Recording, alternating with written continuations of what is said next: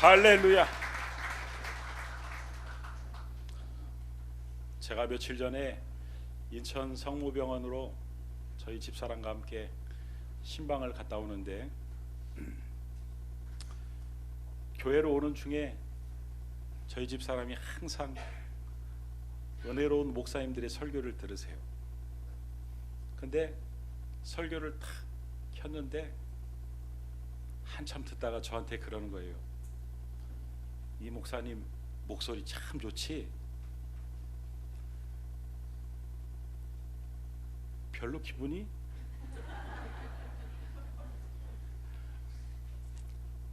근데 잠시 뒤에 반전이 일어났습니다. 갑자기 제 설교를 탁 키는 거예요, 우리 집사람이. 그러더니 똑같네? 그러니까 기분이 갑자기 좋아졌어요. 여러분, 자족이라는 단어는 스스로 만족하게 여긴다라는 의미죠.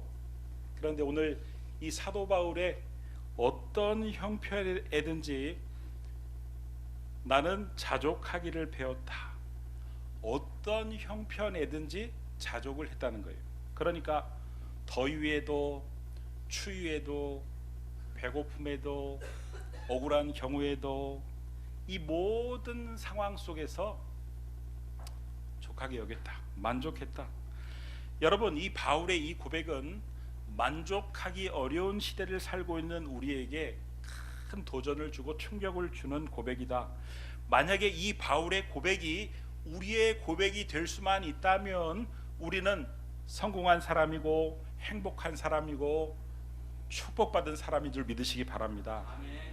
여러분, 사람은 누구나 다 부족함을 가지고 있습니다. 부족함이 없는 사람이 없어요. 자세히 들여다보면 뭔가 다 부족합니다. 겉으로 보면 다 갖춘 것 같지만 아니에요.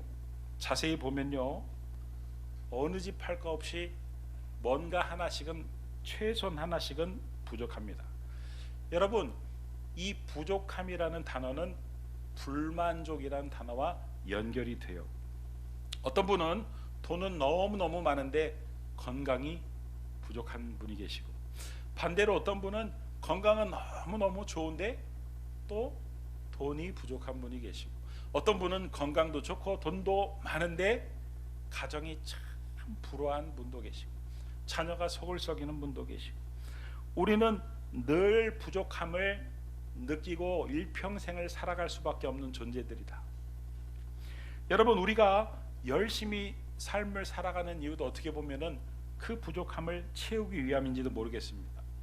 우리 내면에 있는 불안함, 강박증, 일 중독에 빠지는 거, 스트레스, 이 모든 게 다 부족함에서 오는 거예요.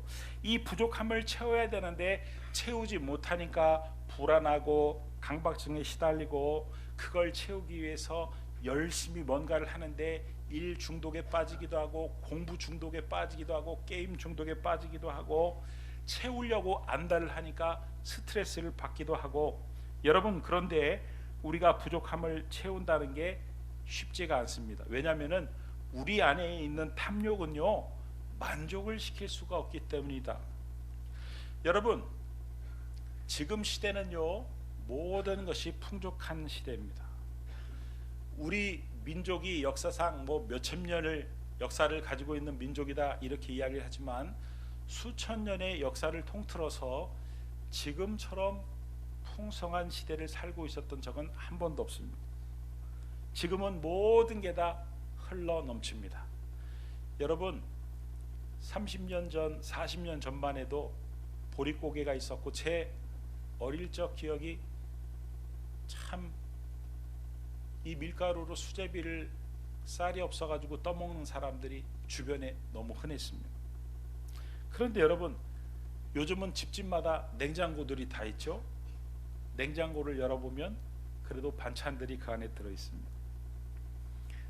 냉장고 열어보고 그 반찬들을 보고 먹을 게 있다는 사실에 만족해, 이런 분들 계십니까? 여러분, 저는요, 인간이 만족을 모르는구나 라는 사실을 제가 스스로 제 어떤 일을 겪으면서 깨달았습니다. 제가 오른쪽 눈 망막에 구멍이 생겨가지고 서울대 병원에서 수술을 하는데 전신 마취를 하지 않고 부분 마취를 했어요. 그러니까 수술하는 모든 과정을 제가 다 보았습니다. 이 수술하기 위해서는요, 이 눈을 이렇게 잘라가지고 이렇게 올려야 됩니다. 또 아래로 내려야 됩니다. 근데 그 사각사각 살 써는 소리가요 다 들려요. 그리고 이 망막 안으로 수술하는 도구가 들어왔다 나갔다, 그게 다 보여요. 그리고 수술을 하다 보면 마취가 깹니다. 그래가지고 소리를 지르면 마취약을 또 눈에 콸콸 부어요. 처음에는 그게 너무 생소하고 두렵고 그게 너무 힘들었는데, 야, 사람이라는 게요, 시간이 좀 지나니까 적응이 되더만요. 들어와도 감각이 별로 없고. 정말 힘든 거는 거의 3시간 동안 수술을 하는데 저를 움직이지 못하도록 묶어놓은 게 또 제일 힘들더라고요. 그러니까 힘든 게 눈에서 묶어놓은 것으로 옮겨가는 것을 보면서, 야, 인간이 참 연약하고 인간이 만족을 참 모르는구나, 여기에 만족하면 되는데 또 다른 불만족거리를 찾는구나, 제 스스로 그렇게 깨닫는 계기가 되었습니다. 여러분, 인간의 욕심을 채워줄 수 있는 것은 아무것도 없다. 밑 빠진 독에 물 붓기다, 이런 말씀이에요. 돈을 많이 벌면은 멈추고 만족할 것 같은데 그렇지 않다, 이런 말씀이에요. 적당히 살면은 만족할 것 같은데 그렇지 않다. 13평짜리 국민주택에서 살면은 옆에 있는 28평짜리 주택이 대저택처럼 보이고 그 집으로 이사가는 게 소원인데 막상 28평짜리 집에 가면은 또 옆에 40평짜리 집이 또 부러워 보이고, 인간의 욕심은 끝이 없다, 끝이 없다. 여러분, 우리는 연예인들이 성형수술을 해가지고 부작용이 일어나는 경우를 압니다. 성형수술을 왜 자꾸 할까요? 제가 한번 사진을 보여드리겠습니다. 한번 사진을 한번 띄워주시기 바랍니다. 왼쪽의 모습이 성형 전이고 오른쪽의 모습이 성형 후예요. 혹시 이분이 누군 줄 아십니까? 지금 데미무어라고 말하는 사람은 연식이 그래도 조금 되는 분들이신데, 데미무어라는 여자가 성형 수술을 해서 오른쪽의 여자로 바뀌었습니다. 제가 보기에는 왼쪽이 훨씬 더 나은 것 같은데 왜 오른쪽으로 바꿨을까? 다음 사진이요. 이 사람은 코트니 러브라는 여자예요. 이 사진도 왼쪽이 더 나은데 왜 성형수술을 저렇게 해서 오른쪽으로 바꿨을까? 다음 사진이요. 멜라니 그리피스라는 배우입니다. 왜 왼쪽의 여자가 오른쪽으로 저렇게 성형수술해서 바꿔야만 했는지 제가 이유를 알았어요. 성형수술을 하면요, 한쪽이 뭔가 비어 보인답니다. 그래가지고 또 균형을 맞추기 위해서 하고, 또 균형을 맞추기 위해서 하고, 균형을 맞추기 위해서 하고, 균형을 맞추기 위해서 하고, 그러다 보면, 예, 이제 사진 내리십시오. 설교는 안 듣고 사진만 뚫어지게 쳐다보니까. 그래서 그렇게 된다는 거예요. 그러니까 여러분, 우리 안에 있는 좀 더 이 좀 더 병은요, 현대인들에게 나치병입니다. 대부분의 이 병에 걸려 있는데, 이 병에 걸리면은 고치기가 어렵다. 왜 고치기가 어려운 난치병이냐면은, 인간은 소유에 의해서 만족이 오는 게 아닌데, 내가 무언가를 바꾸고 무언가를 소유하면 만족할 것이라고 자꾸 속기 때문에 난치병이다, 이런 말씀입니다. 여러분, 신약 성경의 버금갈 구약 성경에 보면은 오늘 사도 바울이 어떠한 형편이든지 자기는 자족하기를 일체의 비결을 배웠다, 이렇게 고백을 했는데, 구약 성경에도 보면은 비슷한 고백을 한 사람이 있습니다. 뭐라고 고백을 했냐면 여호와는 나의 목자시니 내가 뭐가 없으리로다? 부족함이 없으리로다. 누구의 고백입니까? 다윗의 고백입니다. 부족함은 불만족이라고 말씀을 드렸는데 다윗은 부족함을 느끼지 못했다, 불만족하지 않았다, 만족했다, 이런 고백인 것이죠. 다윗의 생애를 한번 우리가 돌려보면은 얼마나 부족한 일들이 많았습니까? 얼마나 시련들이 많았습니까? 인간적으로 보면은 불행한 일들이 너무 많은 사람이었습니다. 장인 어른이었던 사울에게 쫓기고 자식에게 쫓기고, 여러분 다윗이 지었던 시편 23편에 보면은 사망의 음침한 골짜기를 다닐지라도, 자기가 사망의 음침한 골짜기를 다녔, 여러분 그 팔레스틴 지역의 그 깎아지른 절벽에 그 가운데 길이 나 있는데 사람이 간신히 걸어갈 수 있는 길이에요. 자칫 발을 잘못 디디면은 천길 낭떠러지로 떨어지는 다윗의 인생 가운데 그런 일들이 많았다는 것이죠. 또 다윗의 그 시편 23편에 보면 원수의 목전에서라는 표현이 있습니다. 다윗에게는 목전이라는 뜻은 눈앞이라는 뜻이거든요. 가까운 곳에 적들이 도처에 있었다는 그런 의미입니다.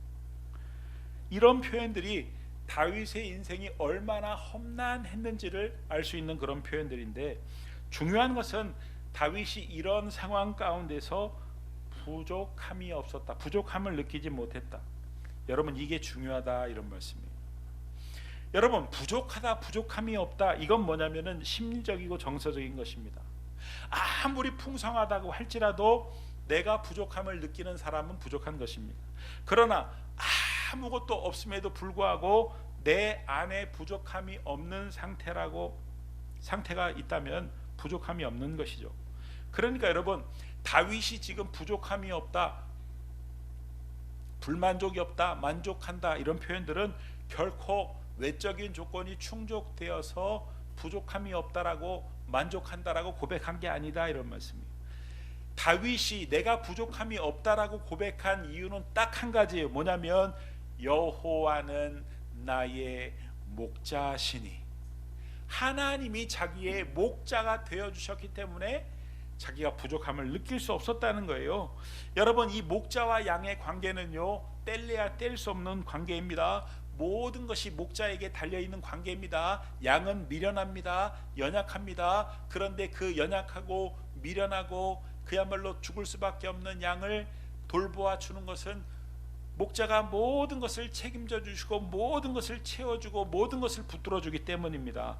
그러므로 여호와는 나의 목자시니 내가 부족함이 없으리로다, 다윗이 이렇게 고백을 한 이유가 뭐냐면 내 삶에 어려운 일들이 일어나지 않고 내가 생각하고 기대했던 인생이 펼쳐진다는 그런 얘기가 아니고, 내가 생각하지 않는, 내가 원하지 않았던, 기대하지 않았던 어렵고 수많은 그런 일들이 일어남에도 불구하고 그때마다 하나님이 목자가 되어주셔서 나의 모든 상황을 살펴주심으로 말미암아, 나와 함께 해주심으로 말미암아 그 모든 악조건의 상황 속에서도 신실하게 하나님이 인도하심으로 말미암아 자기가 어려웠지만 힘들었지만 부족함을 느낄 수 없었다는 거예요. 늘 만족할 수 있었다는 거예요. 할렐루야. 아멘.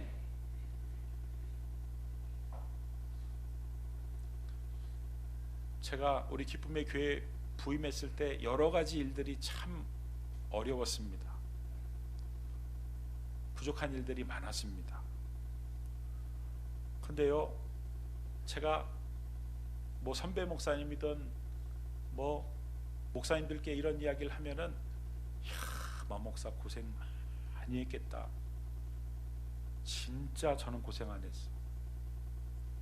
어려운 일이 없었던 거 아닙니다. 어려운 일이 물론 있었습니다. 그런데 어렵다고 느낀 적이 한 번도 없었어요.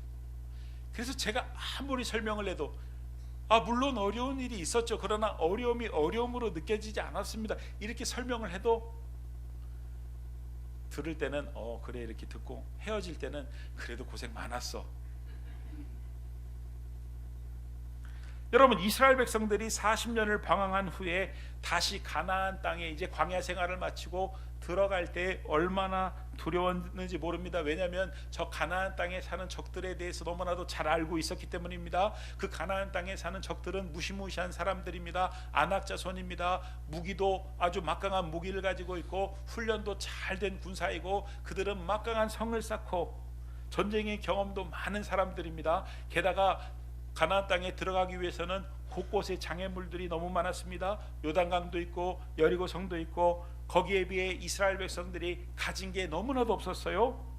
여러분, 없다는 건 부족함이라고 제가 말씀을 드렸습니다. 그들에 비해서 키도 작고 그들에 비해서 무기도 없고 그들에 비해서 전쟁의 경험도 없고 그들에 비해서 전략도 전술도 없고, 하나님이 가나안 땅에 들어가시기 전에 이스라엘 백성들에게 하신 말씀이 있어요. 한 가지 말씀을 3번 반복하셨어요. 내가 싸워서 이기게 해주겠다 아니야. 네 앞에 있는 적들을 내가 다 물리쳐 주겠다 아니에요. 하나님이 여호수아서 1장 말씀을 보면은 이스라엘 백성들에게 3번이나 반복해서 딱 이거 한 가지만 말씀하셨어요. 그게 뭐냐면 내가 너와 함께 하겠다. 여러분, 이 말이 무슨 말씀이에요? 내가 너의 목자가 되어 주겠다는 거예요. 어려운 현실이 있지. 그런데 그 현실을 치워준다는 게 아니에요. 그럼에도 불구하고 내가 너와 함께 하겠다. 힘들고 어려운 일을 제거하신다고 약속하지 않으시고 내가 너와 함께 하겠다. 내가 너의 목자가 되어서 네가 부족함을 느끼지 못하도록 이끌어 주겠다. 너를 만족시켜 주겠다. 이런 말씀이다. 이런 말씀. 여러분, 요셉에게는 어려운 시련들이 계속됐습니다. 형들에게 미움을 받고 따돌림을 당하고 구렁텅이에 빠지고 또 건져져서는 애굽의 노예로 팔려가고 애굽의 노예 생활을 하는데 얼마나 비참한 생활입니까? 그런데 성경은 요셉의 삶을 이렇게 말씀합니다. 창세기 39장 2절에서 3절 말씀을 보니까 우리 같이 한번 읽어보겠습니다. 시작.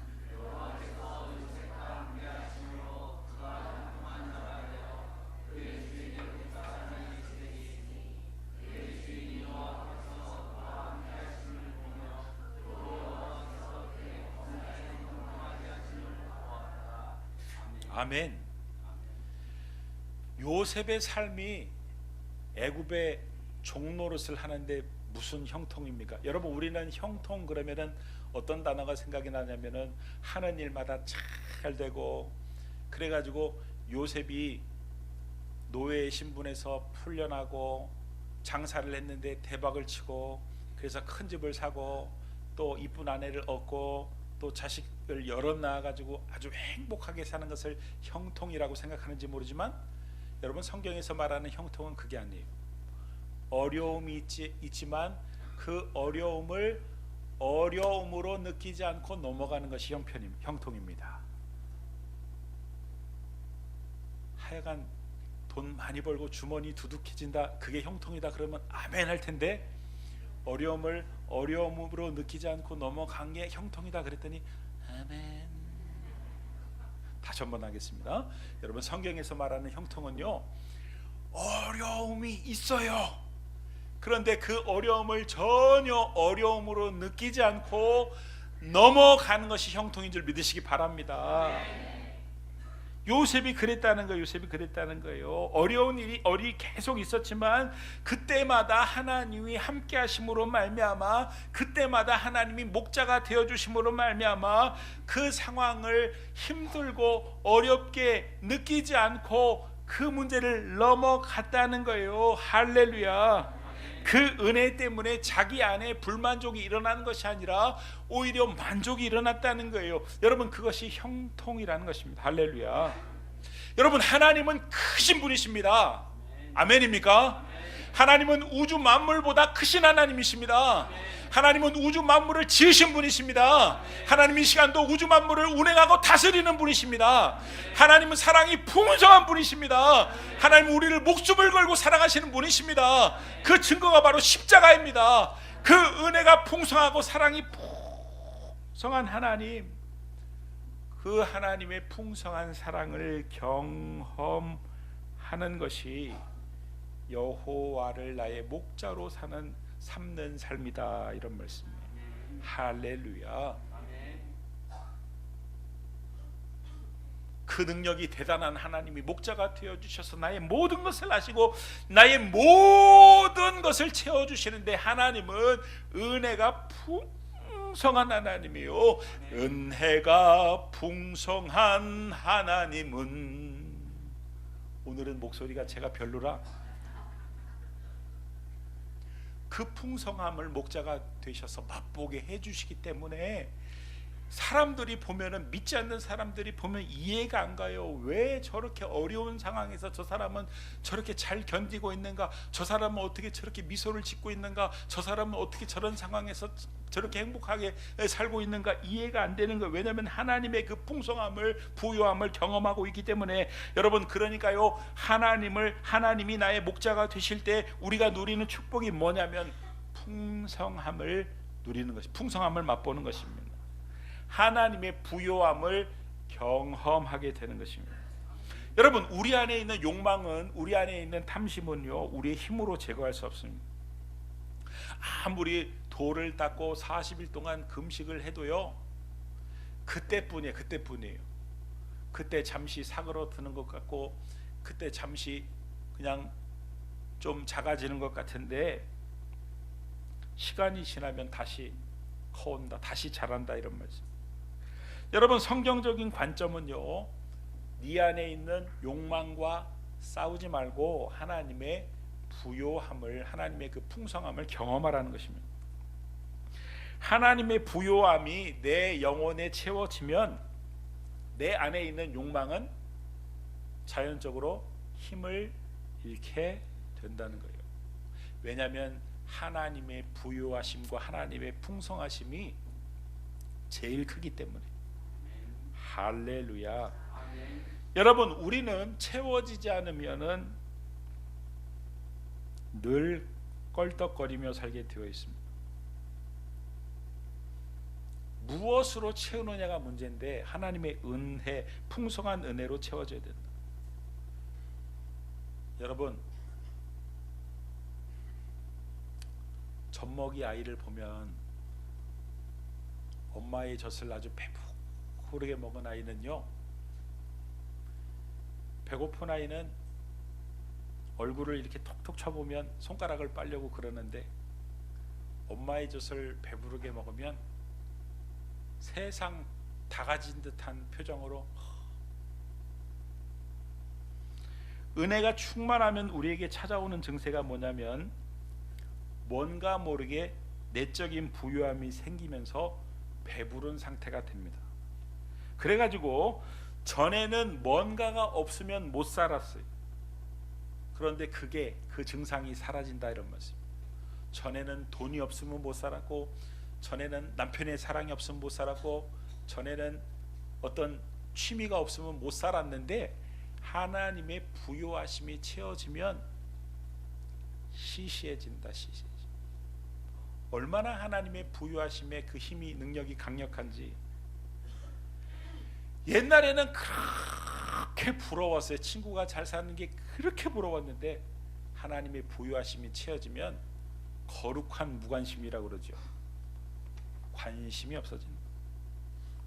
전에는 막 그게 그냥 좋은 줄 알았는데, 영적인 배부름으로 인하여 내 안에 그런 세상에 대한 탐욕과 그런 욕망들이 힘을 잃어버린다. 영적인 충만함 때문에.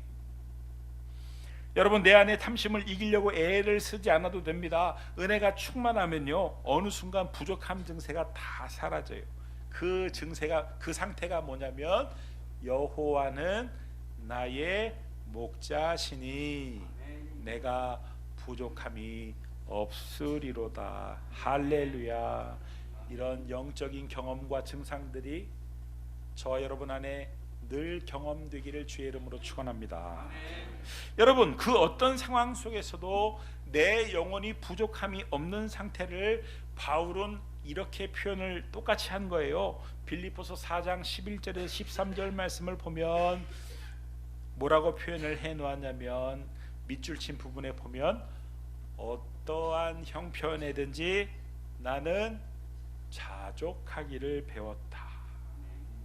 그런데 여러분, 제일 끝줄에 보십시오. 제일 끝줄에 보면은 뭐라고 되어 있냐면, 내게 능력 주시는 자 안에서 내가 모든 것을 할 수 있느니라. 여러분, 바울은요, 인간적으로 보면은 험난한 삶을 살았습니다. 평탄한 삶이 아니었습니다. 특별히 이 바울은 늘 바울을 죽이겠다고 쫓아다니는 40명의 유대인이 있었어요. 그래서 한 지역에 오래 머물 수가 없었습니다. 바울은 가정도 없었고, 여우 같은 마누라도 없었고, 토끼 같은 자식도 없었고, 인간적으로 보면은 낙이 별로 없었던 사람입니다.